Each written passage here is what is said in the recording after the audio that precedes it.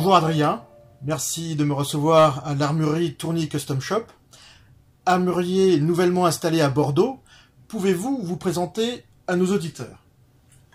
Bonjour l'ARPAC. Alors je m'appelle Adrien, j'ai 28 ans et je suis armurier à Bordeaux, à l'armurerie Tourny Custom Shop justement. Pourquoi devenir armurier? Alors j'ai toujours été fasciné par les armes, fasciné par la mécanique. Puis après, à l'âge de 14 ans, j'ai pu rentrer dans l'instant de tir, essayer des armes. Et là, je me suis rendu compte vraiment de la performance qu'elles avaient et de la dextérité qu'il fallait avoir pour maîtriser les armes. Du coup, ça m'a vraiment attiré vers les armes et le tir sportif. Et pour allier les deux, je suis devenu armurier pour allier ma passion et mon travail. Pouvez-vous nous présenter l'armurerie Tourny Custom Shop? Alors, on est une armurerie nouvelle génération. On a voulu vraiment se spécialiser dans le tir sportif, que ce soit donc le TAR, l'IPSC, le tir longue distance, toutes les disciplines qui sont en vogue, et on essaye de mettre en avant la performance des armes, et donc la compétition, les résultats en cible, et avec tout ce choix d'armes pour pouvoir montrer aux gens toutes les disponibilités et tous les produits, toutes les configurations possibles et imaginables, pour arriver vraiment à répondre à leurs besoins qui sont la performance dans le tir sportif. Existe-t-il une demande pour la défense individuelle? À quoi ressemble-t-elle et comment y répondre? Donc tous les jours, comme nous sommes une armurerie, il y a des gens qui viennent pour avoir des objets pour se défendre, que ce soit des bombes lacrymogènes, des matraques télescopiques, voire des couteaux. Donc on les aiguille un petit peu sur la législation, ce qui est légal et illégal. Et en général, c'est des gens qui se sont déjà fait agresser et qui ont besoin de matériel justement pour éviter notre agression, ou en tout cas se sentir plus en sécurité, même si l'agression s'est déjà passée et ils n'y avaient pas réfléchi avant. Comment imaginez-vous l'évolution de votre métier? De quoi cela dépendra-t-il?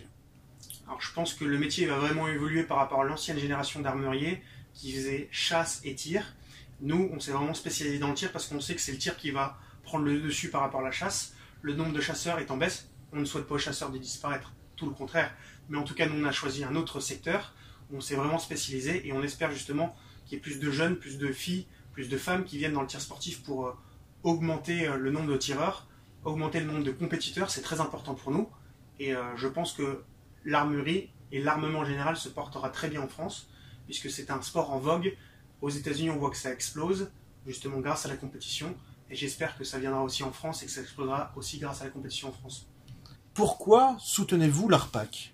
Je soutiens l'ARPAC au niveau intellectuel, entre guillemets, par la recherche de qu'est-ce qui serait bien pour tout le monde, puisqu'on sait très bien, avec les événements qui se sont passés, les attaques terroristes et autres, qu'en fait, on ne sait pas forcément bien répondre. Donc l'État a mis en place, évidemment, avec la police, les militaires, des choses. Mais quand vous êtes un individu face au terrorisme et que vous ne pouvez pas agir, en fait, eh bien, il faut se poser les bonnes questions au bon moment, au bon endroit, et quelles sont les solutions.